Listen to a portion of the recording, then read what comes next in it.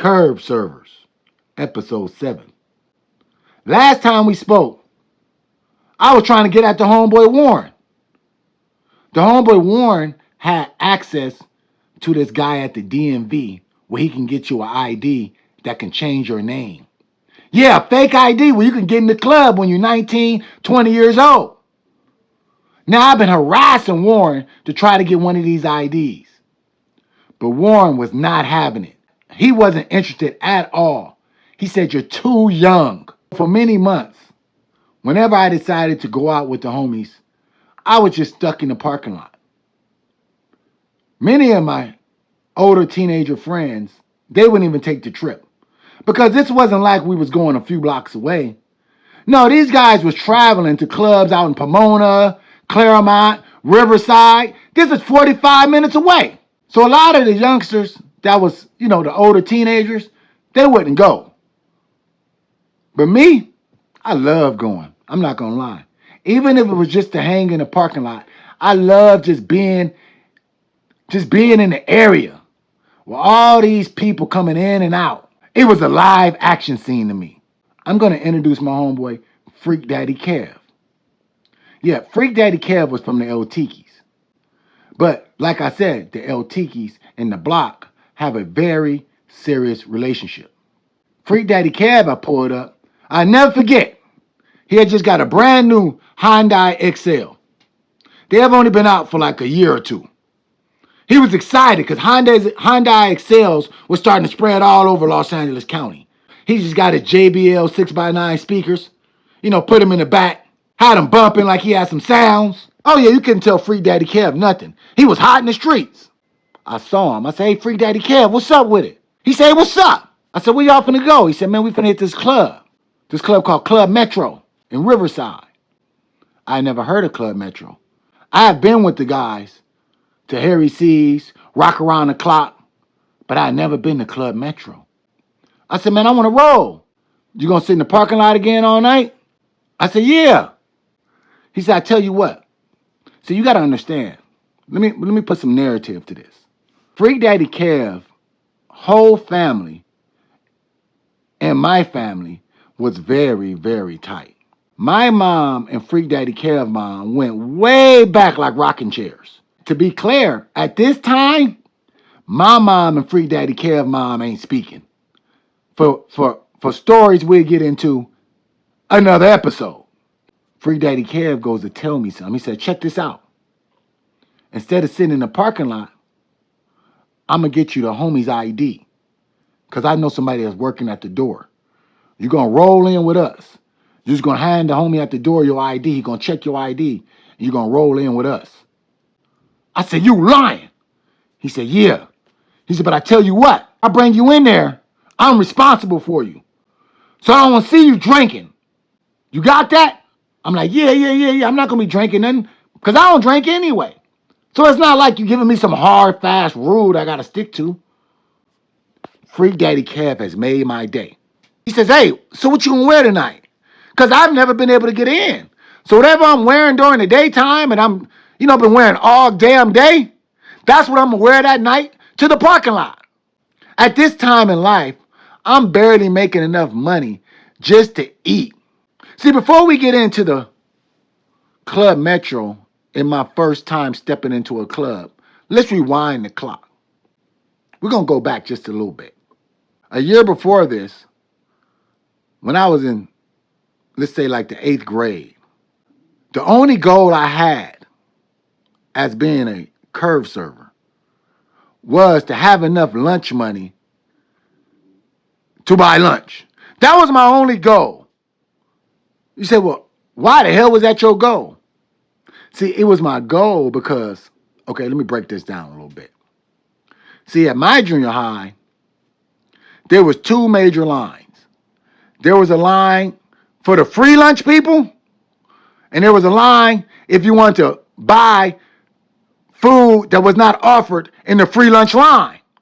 Because, in the free lunch line, there's always that lady sitting there with that net over her head with the apron on, and she's going to scoop you a scoop of coleslaw, a scoop of mashed potatoes, whatever meat for the day, She's going to give you a white milk or maybe a chocolate milk if you got a little choices in your school.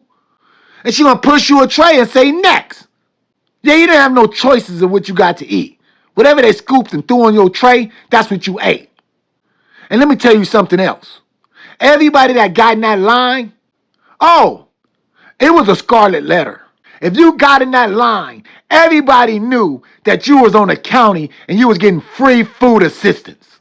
Don't get me wrong, there were some people that got free food assistance their whole life, so they wasn't embarrassed by the fact. Didn't bother them at all. There were some people that was new to free food assistance because their parents were newly on crack.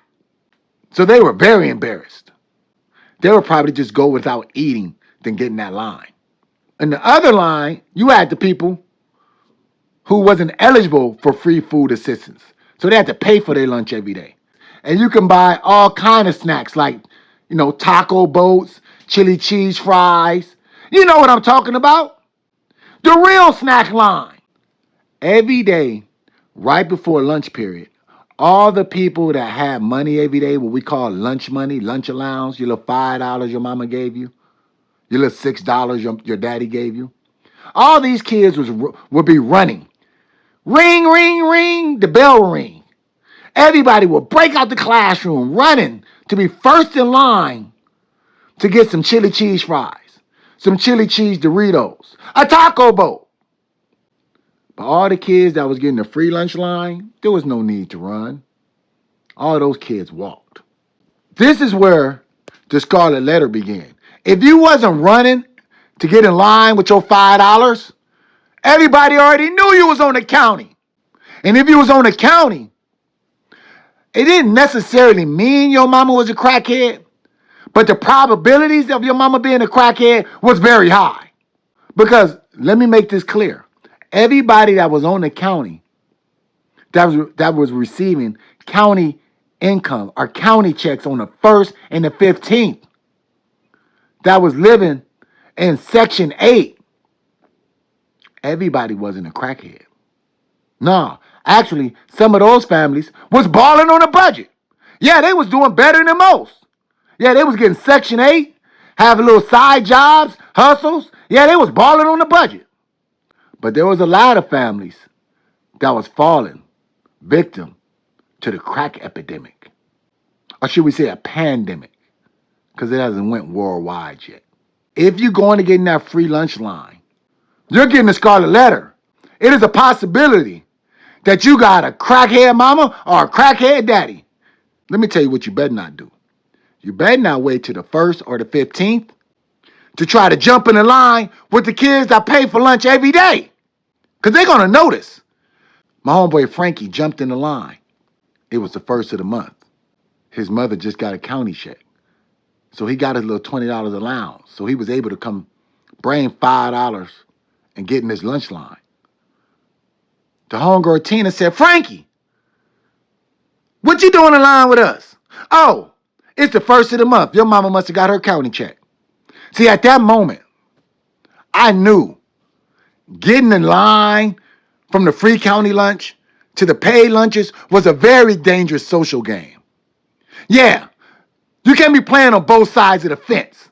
You either sit over there with the poor people, or you get over here and you can afford to buy lunch every day. My only goal in junior high was to be able to buy my lunch every day. See, that was the only thing that was important to me. Because I didn't want to get the scarlet letter. Because once you get the scarlet letter, I don't care what you become in the 10th, 11th, 12th grade year. It doesn't matter. I don't care how successful you become, how good your grades get. I don't care about any of that. The real kids that went to junior high school with you, they're going to hold you accountable. Yeah, in the 10th, 11th, 12th grade year, they still going to be calling you by the names that you earned in junior high. There's no getting around that stigma. So it's very important for me never to get caught in the free lunch line. Yeah, it's called the free lunch line. You never get caught in that line. See, that was the only thing that was important to me. As long as I had some clothes that make me look like I wasn't poor, I was able to blend in. But you get in that free lunch line, oh no, you're getting exposed. Freak Daddy Kev has said, You know what? You can come with me into Club Metro. I'm going to get you the homeboy's ID, and I got the other homie at the door. We're going to get you in. We've been going to this club for a while. I know this dude. Now I got a new problem. What am I going to wear into this club? I don't have no clothes for this type of event. Free Daddy Kev said, don't worry about it.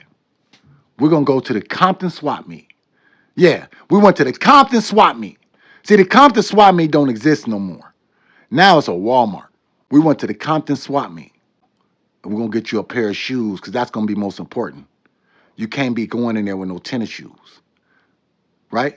So he got me a pair of Buffalinos. If you remember that brand, I'm taking you back, way back in the time. It's 1988. I'm in a Compton swap meet. Free Daddy Kev is putting in money for me to get a pair of Buffalinos because he wants me to be able to go out with them to the club tonight. Now, Kev have a bunch of Bill Cosby looking sweaters in his closet. Kev gives me one of his Bill Cosby looking sweaters. I got a brand new pair of Buffalinos. The homie got a brand new Hyundai Excel. I'm ready to hit the club for the first time. We hit the parking lot. We in Riverside at Club Metro. I see the homie Pose, the homie Scott. They all older. They looking at me like, damn, you dressed up like you finna get in here. Because I never dress up. I said, yeah. Kev said, y'all know the homie at the door. I'm in. Pose is like, okay, yeah, we got you. You in. But you know you can't be drinking in there. I said, no, don't trip, Pose. I ain't gonna drink. I never forget, we're in the parking lot. They're all playing this new music that just came out. It's this new group called Guy. It's 1988. This new group called Guy had just came out. I never forget because I've never heard of Guy. I said, who is Guy? They said, oh, this is the hottest new group out. They went on to make many, many hits. But right now, this is when Guy is first coming out. We're in the parking lot. They're all drinking, smoking, doing what they do. Now it's time to make the move. They say, hey, come on, let's roll. We rolling in there like 10 of us. I jump in the middle of the pack. Kev say, stick with me. Just show the ID, get the ID back, and just walk to pay for yourself to get in. I said, all right, I got you. I get the other homie's ID that's not going. He's like 22 years old. He's still on the block. I use his ID. I show him the homie's ID. He look at the ID, give it back, tell me to go ahead. My heart is pumping at this point. My heart is beating out my chest. I'm like, yeah, I'm in. I paid a little fee to get in. We walking around the club. Everybody's drinking. The music's going. There's 3 dance floors in this club. Anybody's been to Club Metro, they're familiar with this club. In the late 80s and throughout the 90s, for sure, this was one of the most popular clubs in Southern California, period. Not, because this wasn't in LA County. This was all the way in Riverside County. But people from LA County would travel all the way to go to this club because it was very popular. Because it was 18 and over once a week. And they would put a stamp on your arm, and that's how they would decide whether you can drink or not. You have a stamp on your hand. Let's rewind back to the first night we get into the club. I get into the club. The music's going. I'm intimidated. There's a lot of grown women walking around here, finely dressed. I was a wallflower. All my friends, they was on the dance floor, off the dance floor, drinking, having a good time. I never forget. I went to the bar. The bartender said, what would you drink? What you want? He was bopping his head. I said, let me get a Coke. He said, a Coke and what? I said, just a Coke. He said, all right. I was walking around my Coke. Yeah, I want everybody to think I had a drink too. Because everybody had a cup in their hand. Yeah, I felt weird without a cup in my hand. So now that I got a cup, I feel a little bit more comfortable. I'm still at the table. But see, at this moment, I've been designated as a table holder.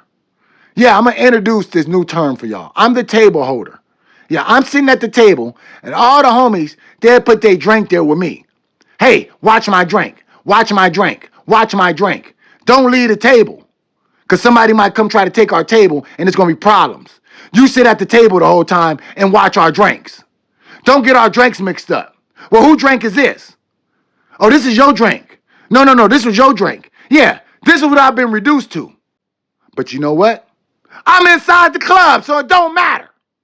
I never got off the wall. I never really left the table but to get my second cup of Coke and maybe to use the bathroom. You know, I walked this all three of the dance floors at some point. Most of the night, yeah, I sat at the table. I'm watching drinks. The high school girls were starting to look a little different to me. And there's juniors and seniors that's looking at me like I ain't shit. I'm looking at them like y'all ain't shit. Because I'm already in the club. But they're not recognizing. They don't even care. I knew exactly who ID to get that I looked similar enough like. Everybody knew who our crew was. We was there every week. We started expanding to this other club called Club Monopolies. But we'll get into that in episode 8. This is Curve Servers, the end of episode 7. I'll be back with episode 8 soon.